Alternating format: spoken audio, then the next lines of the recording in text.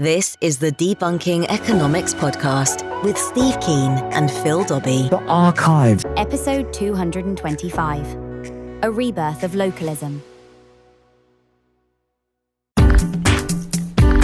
Wealth is very concentrated in the UK and in many other countries as well, but the UK probably more than most. So what if it wasn't? What if investment was spread out? If income was more equal? What if people didn't feel the need to gravitate towards London and the South East to find work? Well, COVID-19 might have kicked off a trend towards more localism, but what can we do to take it one step further? Levelling up, as Boris Johnson called it. Is there a way, without relying on the gratuities of a central government using handing out cash as political point scoring?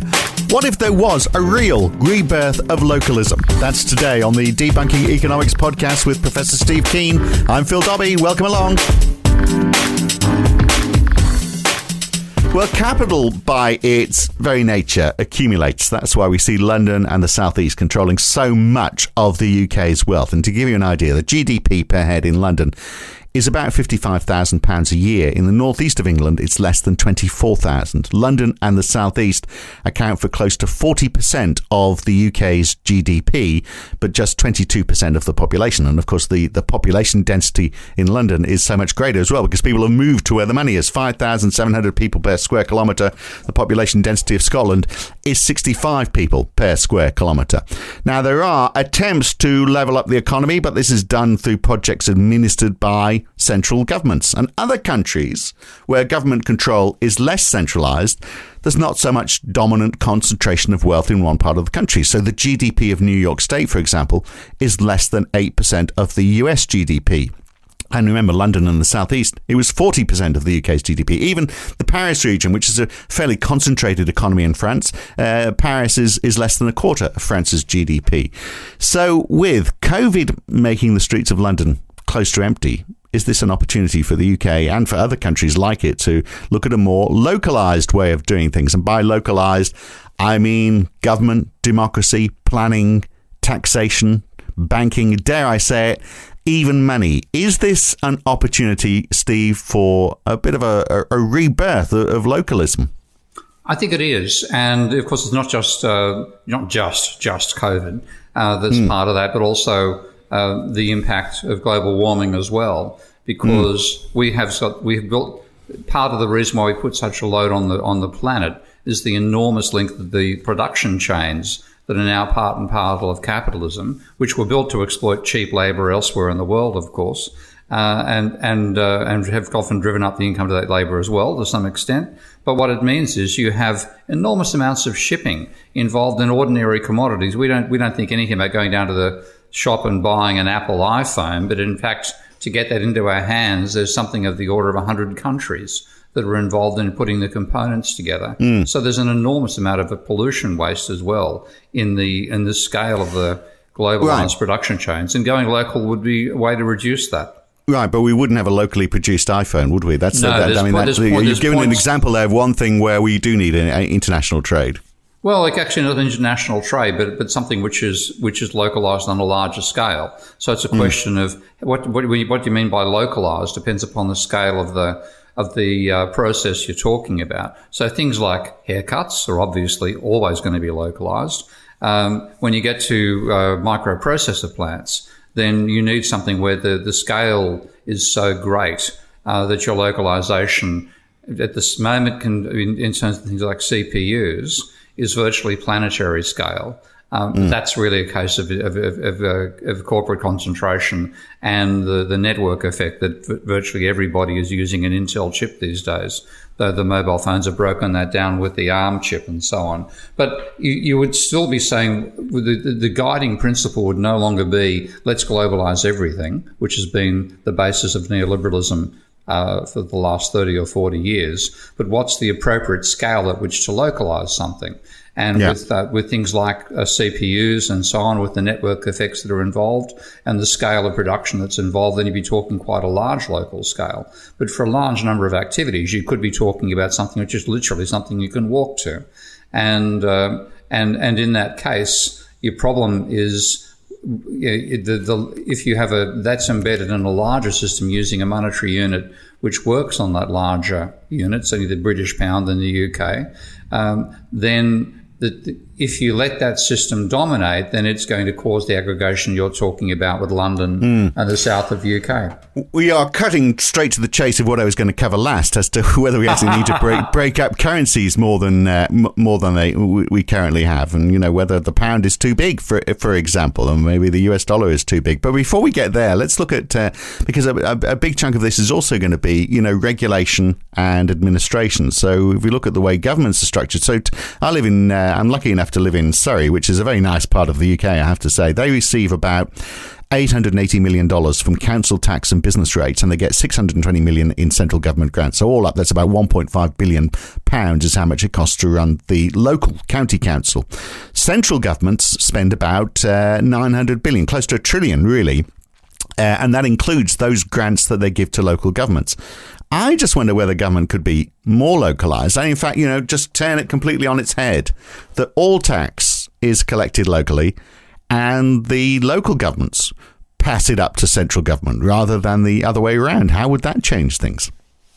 Well, I mean, lots of problems. You need pretty good administration. Well, you get problems because of the quality of the county councils, perhaps. And I don't know if you've actually had any dealings with local councils. I've had dealings with 2 back in my days in Australia, and ended up fighting the local councils on one hand and helping a candidate on the other. And you got to see the calibre of politicians at the local level, and they've got the same ego problems as the upper levels. Maybe not right, but maybe that is because they don't have a great deal of responsibility. So if you actually were more serious about the roles, then it wouldn't maybe it's not county councils that we're talking about. Maybe there's regional councils. So, for example, Scotland, Wales, and Northern Ireland have all now got devolution. So they've got supposedly exclusive responsibility for education, housing, urban planning, health, social services. They don't have exclusive responsibility for taxation. In fact, most of it comes from central government, and then the central government has to work out. They have this Barnett formula, which they work out as to how much money they receive. But it's pretty crude. It's pretty much related to population size and the extent to which services they provide in those countries are comparable to those provided in England. And as it turns out, as you might imagine, Scotland therefore gets more spent on it per person than a person does in England, which explains why more people would like devolution. But I mean, in that case, the idea, if you're going to devolve Scotland, the idea that they're asking for money from central government, why don't they just tax themselves? And then if there's a shortfall, that's maybe where they start to call from central government funds. Well, then you get the whole issue about local governments not being able to create their own currency, and therefore they are currency constrained.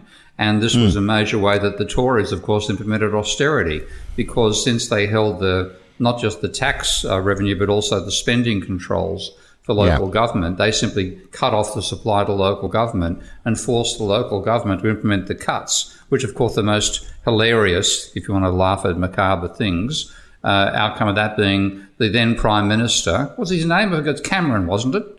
David Cameron. Writing to the local council of his mother to complain about them shutting down the library, which the mother found very useful.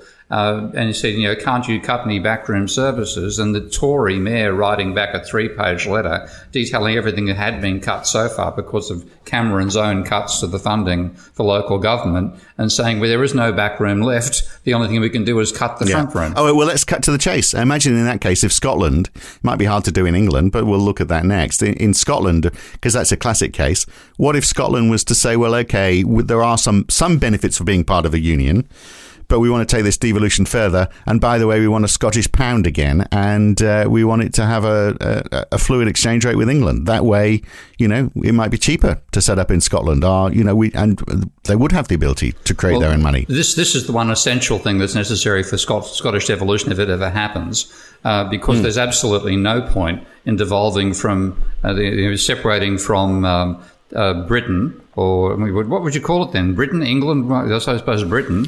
Little England's all that's left. Little England, that's a good choice. Okay. Split from Little England, but while still maintaining Little England's currency, because in that case, you'd be just as bad as joining the European Union with the euro and having no capacity to run a budget deficit, which is essential if you're going to be part of a genuine fiat currency system. You must be able to run a deficit. So at that level, if you're talking something the scale of Scotland, deciding to become independent, then it has to have its own currency, has to have its own central bank and its own treasury. That almost.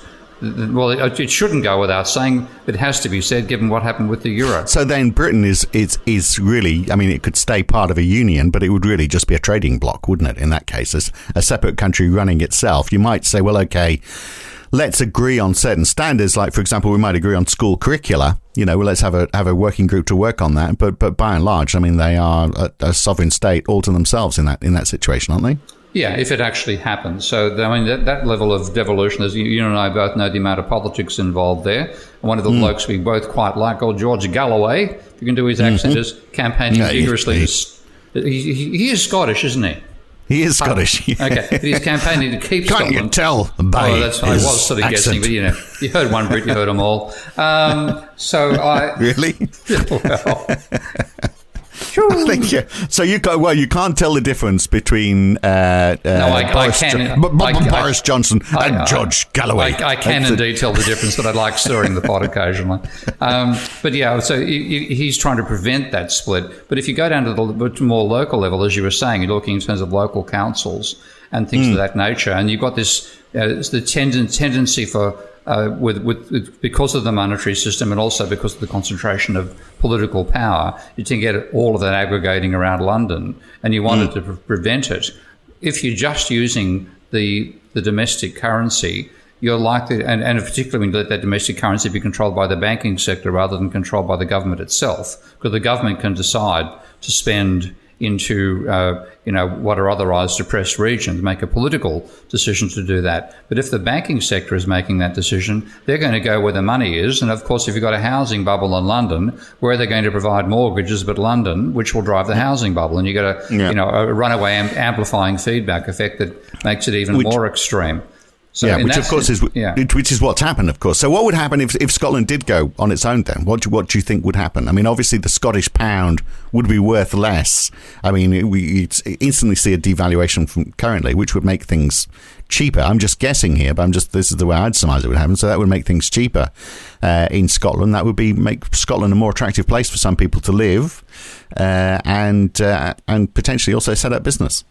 Well, their incomes would be in Scottish pounds as well, so there's no guarantee to be cheaper. Yeah, but you're across the border. If you've got open borders, you've still got that's going to influence a little bit as well, isn't it?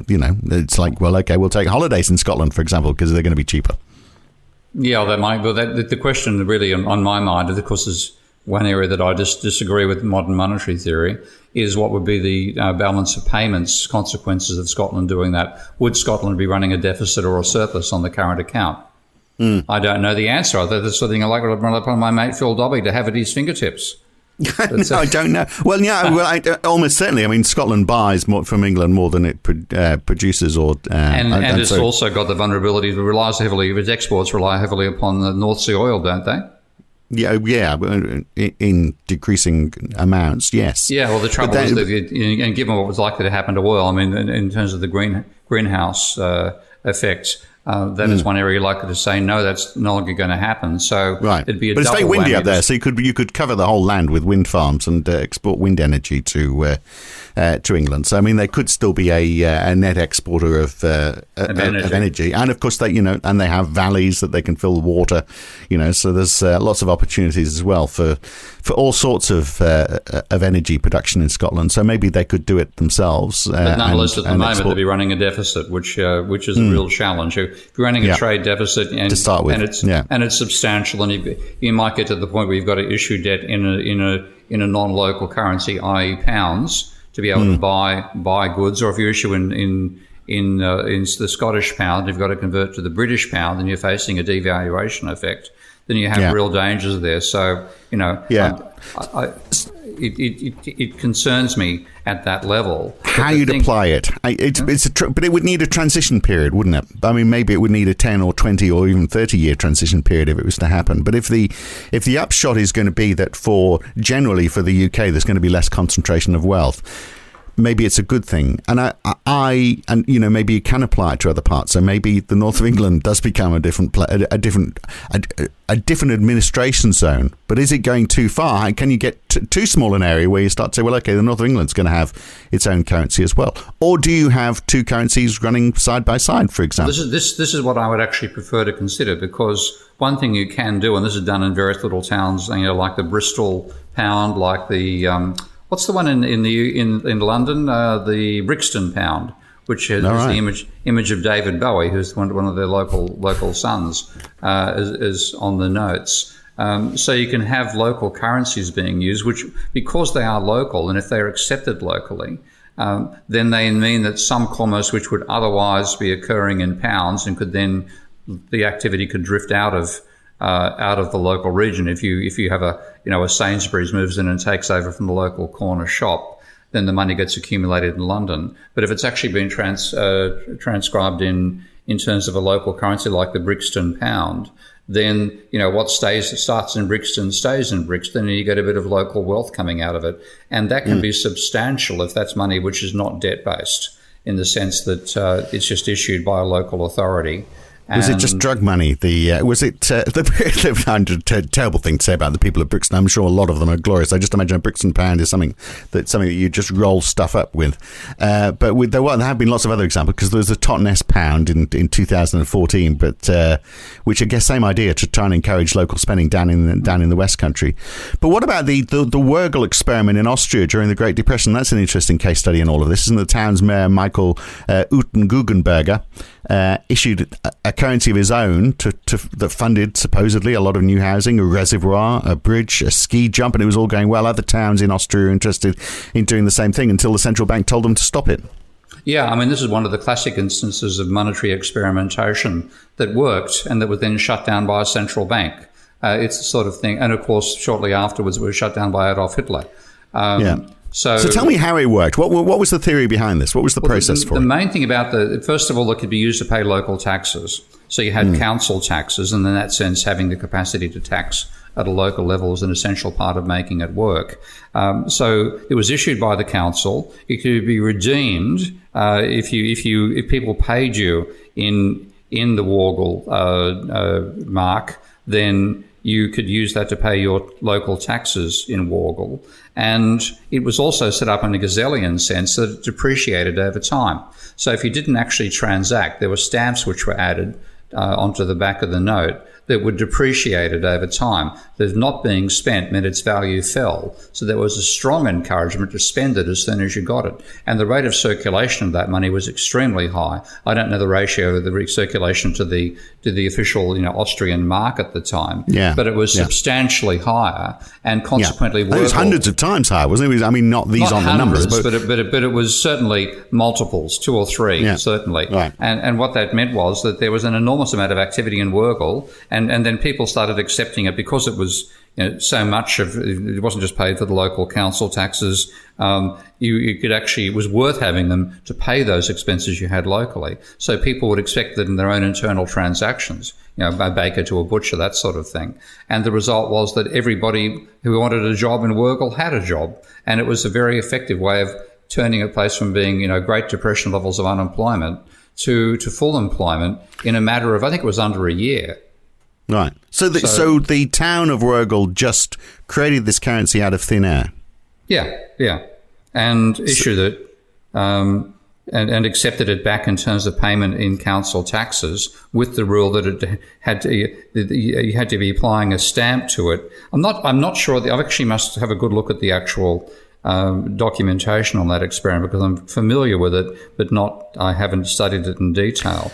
But how would it work? So if we did it, for example, we had a North of England pound or Yorkshire pound, for example, or Yorkshire pudding, you could use it to buy your Yorkshire pudding, perhaps. A Yorkshire pound, which would mainly sit at the bottom of very deep pockets, obviously, so it would be very small circulation. But if you, there we are, upsetting everyone today. But the Yorkshire pound would work in unison with a UK pound, with a British pound. Why would a shop accept it over a British pound? What would be the incentive? If you're following the Worgl experiment. It would have local taxes that could be paid with it, and you'd get a discount for using it. That's the other thing. So, you might have you might find your rates were going to be £100 a week with the British pound and £90 a week with the Yorkshire pound. So you get a 10% discount effectively, so long as you spend it, as long as you acquire the pounds and then spend them again. And then the accounts, of course we do it electronically these days, the accounts will be set up in such a way that there'd be a rate at which the amount of money would decrease in the account depending on how fast your turnover was. So if you were being a miser and hoarding this stuff, you would have a high rate of depreciation. If you were being a spendthrift and spending the money as soon as it came in, you'd have a low rate of depreciation. And that would encourage a high level of turnover, which is what the Worgl mark itself achieved. Right. So that would keep money within the region. That would be the argument, wouldn't it? We'd stop it gravitating. And turning over rapidly as well. Yeah. And that would make the economy stronger because you've got a more rapid turnover. It would stop money migrating down to London. But would it make people move to that region? Would it make businesses move to that region? Well, I guess if there's a higher turnover of consumption, then maybe it would. Yeah, I mean, if you look at what happened with Worgl itself and the way in which, as you said, other cities in villages in Austria were considering emulating it before it was shut down by the central bank, then people saying, hey, this works, we've got to try it locally. And in that sense, I've seen some arguments from people in the ecological movement that one of the reasons where capitalism is stuffing up the planet so badly is because we combine the second law of thermodynamics, with which we have no choice. It applies. It's even more unavoidable than COVID in that sense. If you're in the physical world, you've got the second law of thermodynamics, which means that energy degrades over time. It doesn't disappear, but it goes from high frequency to low frequency. We have a monetary system which actually accumulates over time. Where you get paid interest on existing balances, and the expectation is for your balance to rise over time. That is conflictual with the actual physical underlying reality. So in that sense, even though when Gazelle came up with the idea, I don't think the laws of thermodynamics have even been considered, let alone devised. But a Gazellian idea of currency, which depreciates if it's not turned over, is possibly more compatible with the second law, even though, of course, it encourages a high level of economic activity. And that's something else we need to question these days. Well, that's right. So the other reason I suspect the Worgl experiment worked was because, and I just like saying his name, Michael Utter Guggenberger, was obviously a fairly smart guy, and we started this conversation with me asking whether we should actually collect money locally and then pass it up to central government. And you thought the idea was abhorrent because local government is so hopeless. I mean, this is an experiment that would rely on being administered by local administrations, obviously. Yeah, well, that was you're dead right. He was a clever person, and he knew of Gazelle and decided to give it a try in a serious situation. So that's a real case of local intelligence. And there's plenty of it. I mean, I'm just being a bit disparaging about the sort of personalities get attracted to local government in Australia, leaving aside the friend that I campaigned for, who was a bit of a different kettle of fish. But It's the same everywhere, though, isn't it? I don't think it's an Australian phenomenon. So, but I mean, maybe if you've got so much more of the capacity to influence, the way of the world at a local level, then maybe you'll get smarter people doing it. Maybe you're not getting smart people in local government because they don't think there's a lot they can do with it. But the other element of it all of concentration, obviously, is banks. And we don't need to go too far from Austria. If we look at Germany, the banking system there very different to the UK banking system. I'm just wondering how much of the concentration we have is due to the concentration of the banking system, so which is very concentrated in the UK case. Whereas take Germany as for example, basically got a 3-pillar banking system. They've got the private commercial banks, which is only 40% of all banking assets. Here, it would be like 95%. Then they've got public savings banks and cooperative banks. And the savings banks tend to be, again, owned by the municipalities, and the cooperative banks obviously are not owned by big corporations. The focus on those local municipalities, on those public savings banks, is to provide local lending. And then they have the Landesbanken, which are the regional wholesale banks, which are basically acting as clearinghouses for those regional savings banks. So even the clearinghouses are localized. So they've got a much more regionalized structure, and that would presumably would help counter this this concentration, because it would encourage investment in other parts of the country. Okay, and I had a very, very personal experience of that when I was invited to speak at a conference in Bonn. This is over a decade ago now. And the person who invited me said, don't stay in the hotel, stay in my house, which I thought would be across the road. Well, 150 kilometres along the Autobahn later, we arrived in his village of 5,000 people, and we had, I must say, it's an absolutely wonderful experience. First of all, his wife sang in the local pop band, so we had this pop music thing around singing 1960s pop songs. That was a prelude to going off to the local volcanic caldera, where on July 4, and it was a July 4, we were there every year, there was a concert run by the local Philharmonic Orchestra, which had about a 50-person orchestra and about 8 tenors and sopranos singing around this volcanic lake, with the entire village pretty much on the grass sections around the lake itself. And as we're walking past one of the park benches, there's an old couple sitting there, both quite portly and in their, probably in their 70s, 80s. And my host said he walked away. That couple runs the major company in the village, which had 5,000 inhabitants. And my initial thought was probably like yours, they were making sauerkraut. No, they were making satellites. Okay. Wow. Now, that clearly, you have to raise a lot of capital for the satellites. It was debt-based. They got it from the local bank. The local bank knew these two people were both had PhDs in physics, were top-class rocket engineers, and bang, the local village of 5,000 people made satellites. So I think, and Richard Werner makes this case all the time, that the local banking structure that you see in Germany is a major reason why Germany is still a heavily industrialised economy, whereas the UK, which got rid of it, has halved its manufacturing sector as a share of GDP over the last 30 years, and just really has lost the skill of manufacturing. Well, I haven't played it for years, but a computer game, and I just don't have time or the inclination for computer games these days, but one I used to play was SimCities, and the idea there was that you built your own town. And then other people would build other towns, neighbouring towns. And basically, you did decide at some point, once your town had reached a certain stage, what you're going to specialise in. So whether you invested in universities, so you got a more intelligent workforce, and they were going to create, the next generation of products that would service a broader area. Or did you just, destroy your environment and dig up coal and hive that off? Or did you actually take everyone else's trash and reprocess that and accept the fact that you're going to have very low house prices? Whichever way you did it, you had to balance your budget, but you specialised, and that would be and obviously there's. Even though we've talked a lot about, it doesn't make sense for countries to specialise. Within a country, it does make sense that regions specialise. So all the expertise accumulates in that area. Like we're sort of seeing that a little bit with the Cambridge-Oxford corridor for smart products. It's where supposedly it's our Silicon Valley.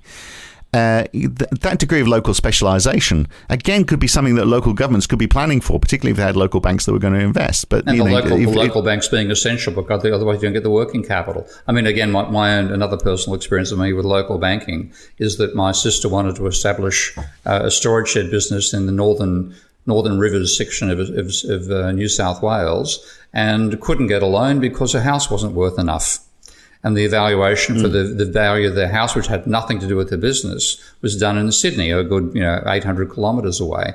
If there'd been a local bank, knowing her business acumen and business experience, she would have got a loan, and the business could have been started that way. So it comes down to banks having a local knowledge and having a local branch structure. And that is probably as important as having a local currency. With the centralised system you have with the major banks these days, particularly in the UK, everything is done in indices and calculations of statistical norms applied to individuals, not knowing that those individuals are themselves capable of. So you don't get all you get is money for housing. You don't get money for industry. So we get back to the whole problem with local planning, because it's appealing, isn't it? That if I ran a region, say I was running what they're calling the Northern Powerhouse, and we were able to say, well, okay, we need to invest more in housing stock, for example, because we're going to need more people, so we need to ensure that there's more housing. So we need to build that up. We need to improve transport links because we're going to have businesses on both sides of the Pennines, and we need to invest in education because we're going to be going for smarter jobs. So whatever the role we want to take, you need to collect money to be able to afford to do that, which is why I was saying, perhaps they should collect the money. And the incentive in terms of income tax, and maybe the incentive for doing that is that the more people they have, the more income tax they get. But we are still going to hit that problem, aren't they? That they are not a sovereign state by themselves. Therefore, they can't create money in the same way that central governments can, and that's always going to be the stumbling block in all of this. Yeah, and it's the problem. They really do have a budget constraint. They've got to live within it, whatever their currency might be. And there's no way around that. Even our idea of creating a separate currency is not going to get over that issue. No, I mean you may have some interesting effects with the secondary currency and how it compares to the national currency in terms of its valuation as well, which is another issue too. But you need something to stop the tendency for concentration in capitalism, because one thing which the textbook economics completely leaves out. The geographic nature of capitalism. It is even my stuff, which is at least non-linear and dynamic and non-equilibrium based, still is presuming the entire economy takes place at a single point, which of course is completely wrong. It's distributed over an area, and you have to see how the areas interact, and if you get a total concentration of wealth and power in one section and the rest gets depowered, then you get something of the syndrome that I've seen in parts of Croatia on some trips that are now going to be receding into the past, but they happen fairly frequently for a while. And when I was being driven from Zagreb once down to a town called Split by one of the conference groups I was speaking at, they went through a couple of towns, and the driver casually said, this town hasn't got any people in it anymore. And they've all moved not only out of the town, but out of Croatia for work they can get elsewhere in the European Union.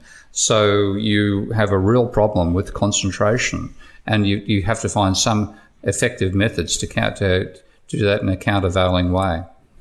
Right, and we've talked about a few ways, but I don't think any of them have cracked the nut, have they?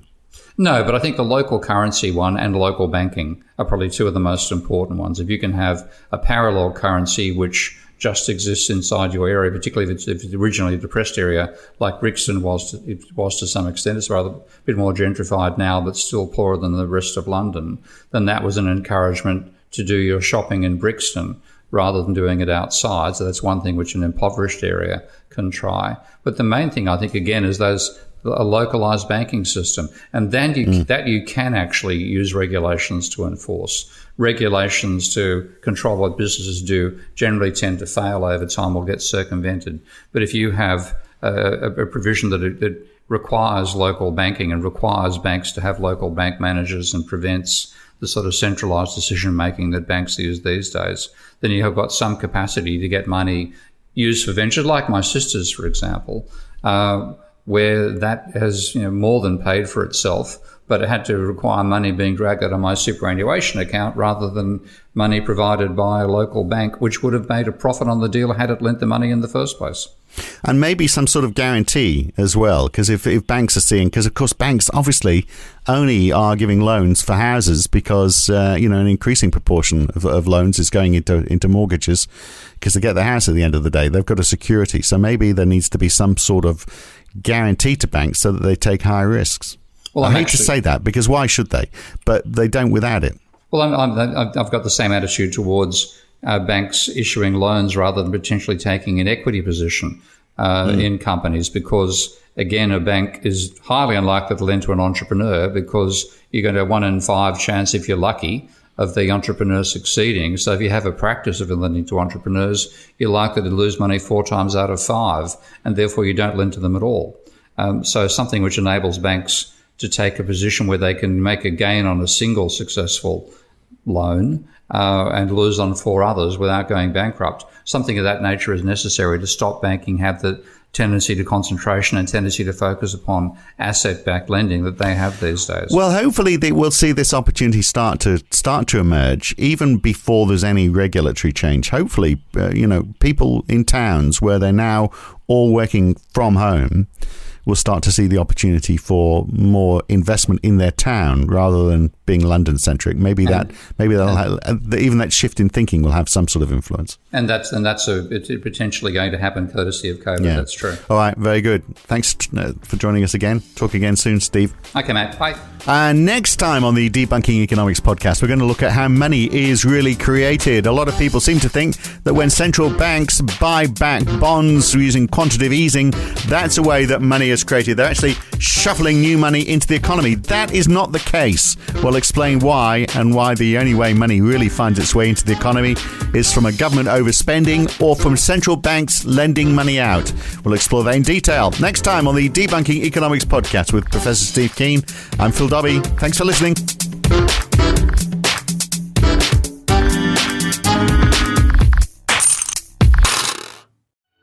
If you've enjoyed this podcast, then please share it with your friends, like it on YouTube, and subscribe to this channel.